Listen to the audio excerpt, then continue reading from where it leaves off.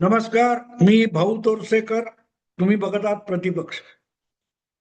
मित्रांनो, अनेकदा मोठमोठे लोक, नामवंत लोक काहीतरी बोलतात, त्याचा त्यावेळेला अर्थ लागत नाही, त्याचा आशय पण आपल्याला समजलेला नसतो आणि भल्या भल्यांना तो आशय आणि विषय कळतोच असं सुद्धा नाही. आणि म्हणून आज जे मी या माझ्या विषयाला शीर्षक दिलंय, 2019 मध्ये तत्कालीन महाराष्ट्राचे मुख्यमंत्री आणि आजचेही मुख्यमंत्री देवेंद्र फडणवीस यांनी 2019च्या निवडणुका लागल्या होत्या तेव्हा एक वक्तव्य केलं होतं.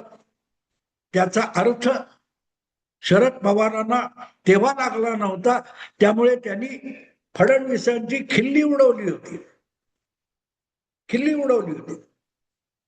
शिवसेना आणि भाजप युती झालेली होती आणि युतीचं यशस्वीपणे जागा वाटप करून उद्धव ठाकरे आणि देवेंद्र फडणवीस खांद्याला खांदा लावून निवडणुकीच्या आखाड्यात उतरलेले होते. अशा वेळी बोलताना देवेंद्र फडणवीस एक वाक्य बोलले होते, त्याची शरद पवारांनी त्याच निवडणुकीच्या प्रचारामध्ये अक्षरशः खिल्ली उडवलेली होती. आणि त्याचं कारण होतं, एका बाजूला शिवसेना भाजप युती होती उद्धव ठाकरे आणि देवेंद्र फडणवीस यांची, आणि दुसऱ्या बाजूला शरद पवार यांचा राष्ट्रवादी आणि काँग्रेस पक्ष यांची युती होती. तेव्हाच्या लोकसभा निवडणुकीत महायुतीला दणदणीत यश मिळालेलं होतं आणि महाविकास आघाडीचा धुव्वा उडालेला होता. आणि या पार्श्वभूमीवर जी काँग्रेस आघाडी होती, महाविकास आघाडी निवडणुकीच्या निकालानंतर झाली, पण विधानसभा निवडणूक 2019च्या आधी जी काँग्रेस आणि राष्ट्रवादीची आघाडी होती त्यांच्यामध्ये जागा वाटपावरून सुद्धा सुंदोपसुंदी चालू होती. अनेक जण आपापला पक्ष सोडून महायुतीत दाखल होत होते. अब्दुल सत्तार तुम्हाला आठवतात? अब्दुल सत्तार हे 2014 मध्ये सुद्धा काँग्रेसचे आमदार म्हणून मराठवाड्यातून विधानसभेवर निवडून आले होते. पण 2019 ची निवडणूक जवळ येता येता अनेक काँग्रेस आणि राष्ट्रवादीच्या आमदारांनी, माजी मंत्र्यांनी वगैरे आपल्या आपल्या पक्षाला रामराम ठोकून शिवसेना किंवा भाजपमध्ये प्रवेश केलेला होता. त्यामध्ये अब्दुल सत्तार एक होते. खरं तर अब्दुल सत्तार हे भाजपतच यायला निघालेले होते आणि वर्षा बंगल्यावर जाऊन त्यांनी अगदी मुख्यमंत्री देवेंद्र फडणवीस यांना हार वगैरे घातला होता. पण नंतर एक गंमत घडली. तिथून निघालेले अब्दुल सत्तार हे मातोश्रीवर येऊन पोहोचले आणि मातोश्रीवर त्यांनी उद्धव ठाकरे यांनाही हार घातला, शाल घातली आणि उद्धव ठाकरेंकडून आपल्या हातावर शिवबंधन बांधून घेतले. त्याचं कारण असं होतं की अब्दुल सत्तार हे ज्या मतदारसंघातून विधानसभेवर निवडून येतात, तो मतदारसंघ जागा वाटपामध्ये भाजपकडे नव्हता तर शिवसेनेकडे होता. आणि म्हणूनच सत्तार भाजपत यायला निघाले तरी ती जागा त्यांना देता येणार नाही, म्हणून निवडून येऊ शकणारा आमदार फडणवीसांनीच उद्धव ठाकरेंकडे पाठवला होता आणि त्यांनी त्यांना तिकीट सुद्धा दिलं, शिवबंधन बांधलं. सांगायचा हेतू असा की अशा रीतीने 288 मतदारसंघासाठी फडणवीसांनी आणि भाजपने महायुतीसाठी जी मोर्चे बांधणी केली होती त्यावर भाष्य करताना फडणवीस थोड्याशा उत्साहामध्ये असेल पण नेमकं वाक्य बोलले होते की आमचे सगळे मल्ल, आमचे सगळे पहलवान अंगाला तेल लावून आखाड्यात उतरायला तयार आहे, पण समोर कुस्ती खेळायला कोणी तयारच दिसत नाही. आठवतं ते वाक्य?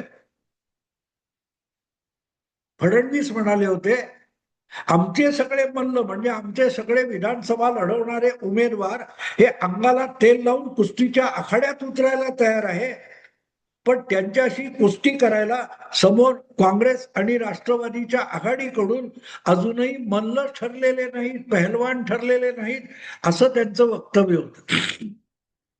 आणि त्याची खिल्ली उडवताना शरद पवार म्हणाले होते की महाराष्ट्रात कुस्तीगीर परिषदेचा अध्यक्ष मी आहे, त्यामुळे कुस्ती कशी होते, कुस्ती कोणाशी खेळली जाते हे मला चांगलं माहिती आहे.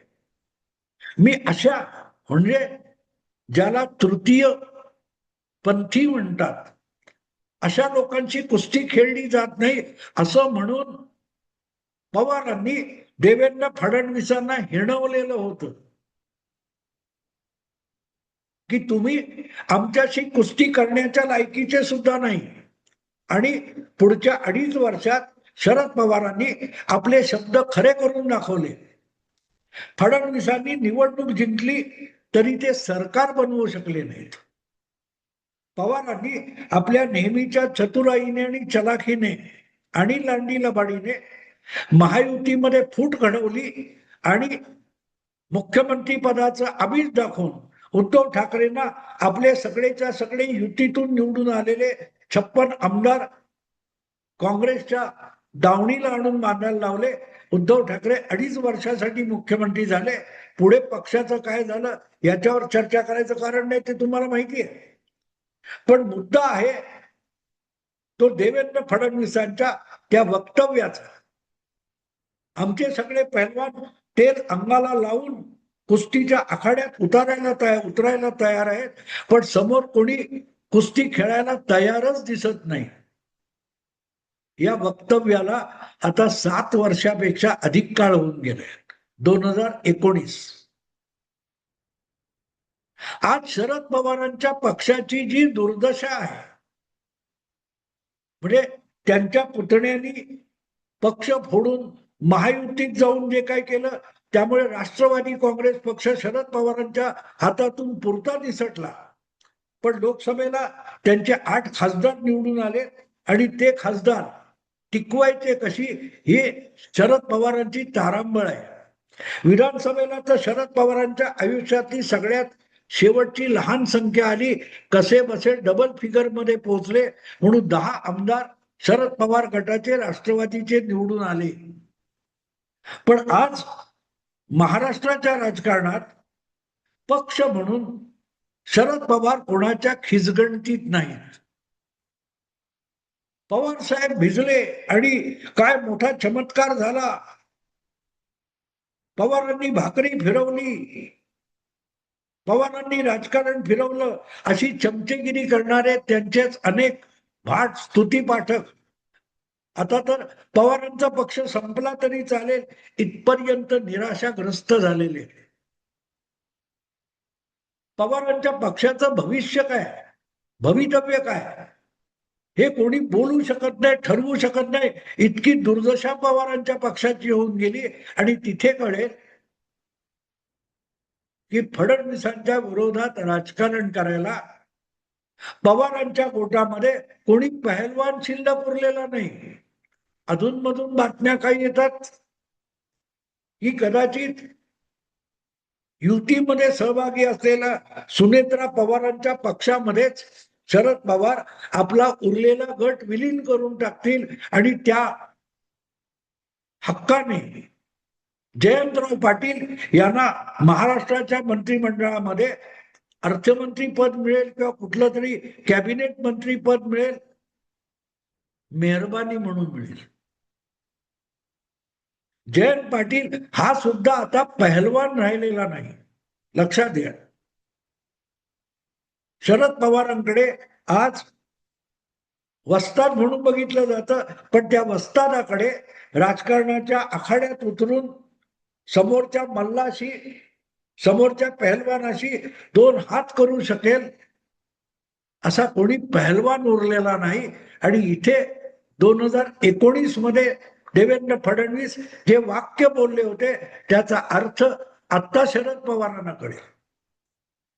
उद्धव सारखा उसना पहलवान आणून आपली लढाई मारून नेण्याचा किंवा आपली कुस्ती मारून नेण्याचा जो डावपेच शरद पवारांनी खेळला होता तो फडणवीसांनी पुढल्या 6-7 वर्षामध्ये असा काही फिरवून टाकलेला आहे की शरद पवार हे महाराष्ट्राच्या राजकारणामध्ये मुळासकट उखडले गेले, मुळं पण उखडून टाकली गेली. ना स्वतःचा पक्ष राहिलाय, ते ज्यांच्या मदतीने देवेंद्र फडणवीस किंवा भाजपच्या राजकारणाला शह देऊ शकतील असा कोणीही नेता आणि कुठलाही पक्ष आज महाराष्ट्राच्या राजकारणात शिल्लक राहिला नाही. हीच भविष्यवाणी 2019च्या विधानसभा निवडणुकीच्या आधी फडणवीसांनी केलेली होती. ती जर गंभीरपणे शरद पवारांनी समजून घेण्याचा प्रयत्न केला असता तर आज त्यांच्या पक्षाची आणि त्यांच्या राजकारणाची इतकी दुर्दशा झाली नसती. आणि किती दुर्दशा आहे, किती दुर्दशा आहे. आम्ही अशा लोकांची कुस्ती करत नाही म्हणणारे शरद पवार यांना आपल्या सुनेशीच बारामतीच्या आणि राष्ट्रवादीच्या राजकारणासाठी 2 हात करायची पाळी आलेली आहे. पुतण्या पक्ष फोडून गेला आणि सोडून गेला आणि तो पक्ष महायुतीतून अधिक सुदृढ होऊन तयार झाला.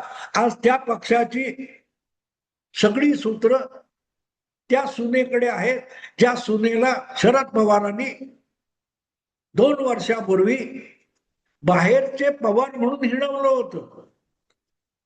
सुनेत्रा वहिनी या मूळच्या बारामतीत जन्मलेल्या नाहीत किंवा मूळच्या पवार कुटुंबात जन्मलेल्या नाहीत, तर लग्नामुळे त्या सून म्हणून बारामतीत आल्या आणि म्हणून त्यांचं नाव पवार असलं तरी त्या बारामतीच्या पवार नाहीत असं हिणवणारे जे शरद पवार आहेत त्यांना आज आपल्या पक्षाला संजीवनी मिळावी म्हणून सुनेत्रा वहिनींच्या अध्यक्षतेखाली चाललेल्या पक्षामध्ये विलीन व्हायचं की नाही याची घालमेल करावी लागते.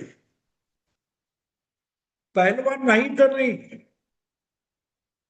पण टक्कर देण्याची, आव्हान देण्याची क्षमता सुद्धा आजच्या शरद पवारांमध्ये राहिलेली नाही. ज्यांनी लोकांना आमदार केले, खासदार केले, राज्यसभेत पाठवलं, विधान परिषदेत पाठवलं, त्या शरद पवारांची अवस्था काय? विधान परिषदेचा आमिष दाखवून ज्यांनी नाथाभाऊ खडसे यासारख्या जुन्या जाणत्या भाजप नेत्याला फोडून राष्ट्रवादीत आणलं, ज्यांची राजकीय कारकीर्दच शरद पवार विरोधी राजकारणातून झाली, त्या शेट्टी ज्या गडिंग्लजचे त्यांना विधान परिषदेचा आमिष दाखवून आपल्या पंखाखाली आणण्याचा डाव शरद पवार खेळले. त्या शरद पवारांना राज्यसभेत परत एकदा निवडून जायचं तर देवेंद्र फडणवीसांचा आशीर्वाद घ्यावा लागला. तेल लावलेला पहलवान ही शरद पवारांना नवाकाळचे संपादक निळूभाऊ खाडीलकरांनी दिलेली उपाधी आज किती खरवडून निघालेली आहे. कोणी पवारांना तेल लावलेला पहलवान वगैरे म्हणत नाही आजकाल. पहलवान म्हणणं पण राहिलेलं बाजूला. देशाच्या राजकारणामध्ये आपलं अस्तित्व टिकवण्यासाठी किती कोलांट्या उड्या शरद पवारांना मारायला लागतंय. जंतर मंतरवर जायचं, दीपकेला भेटायचं आणि तिथून उठायचं आणि प्रधानमंत्र्यांना भेटायला मोदींकडे जायचं. काय अवस्था आहे बघा. आणि हे योग्य वेळी जर तुम्ही एखाद्या गोष्टीचा आशय समजला. नाना पाटेकरने एकनाथ शिंदे आणि देवेंद्र फडणवीसांची एक मुलाखत घेतली होती. त्याच्यात देवेंद्रचं वर्णन नानाने फार सुंदर केलं होतं. या माणूस इतका मोजून मापून बोलतो की कुठेही एक छोटासा चंचू प्रवेश करावा, चिमटीत पकडावं असंही काही सापडत नाही. 98% मुद्देसूद आणि फक्त 1-1.5% भावनेचा ओलावा असं वर्णन फडणवीसांचं केलं होतं. पोर सौदा देवेंद्रला शरद पवार पोर सौदा समजले, इथे गल्लत झाली. नवा कोरा तरुण पहलवान असेल, पण त्याची ताकद आणि युक्ती एकत्र आली तर बडे बडे पहलवान धोबी पछाड खाऊन जातात, त्याला आसमान दाखवलं जातं. कुस्तीगीर परिषदेचा अध्यक्ष झालं म्हणून शरद पवार हे उत्तम कुस्तीगीर होत नाहीत किंवा तेल चोपडलेले पहलवान होत नाहीत. आणि राजकारणामध्ये तर पदोपदी क्षणोक्षणी परिस्थिती बदलत असते, तिकडे डोळा ठेवूनच काम करावं लागतं. नाही तर मी पुन्हा येईन हा चेष्टेचा विषय झाला असली वक्तव्य करून शरद पवार किती फसले बघा. कारण फडणवीस परत आलेच, पण येताना आपल्या विरोधात उभ्या ठाकलेल्या तीनही पक्षांना जमीनदोस्त करून आले. उभाठा शिवसेना, काँग्रेस आणि राष्ट्रवादी या तिघांच्या आमदारांच्या बेरजेपेक्षा एकनाथ शिंदे यांची आमदार संख्या जास्त आहे. कुठे राहिले शरद पवार? कारण ते पहलवानाला असा हात करून बसले आणि त्यांच्या लक्षात आलं होतं. पण लक्षात येऊन उपयोग नसतो मित्रांनो. कधी कधी तुम्ही समजायला इतका उशीर करता की लक्षात येऊन उपयोग नसतो. लक्षात येऊन उपयोग नसतो. त्यामुळे 2019 मध्ये आमच्या समोर आखाड्यात उतरायला पहलवान नाहीत असं जे वाक्य देवेंद्र फडणवीस म्हणाले होते, त्याचा अर्थ आणि आशय आता शरद पवारांना उमगला असेल. मित्रांनो, आता थांबतो. आवडलं तर लाईक करा, शेअर करा आणि प्रतिपक्षाला सबस्क्राईब करा. नमस्कार.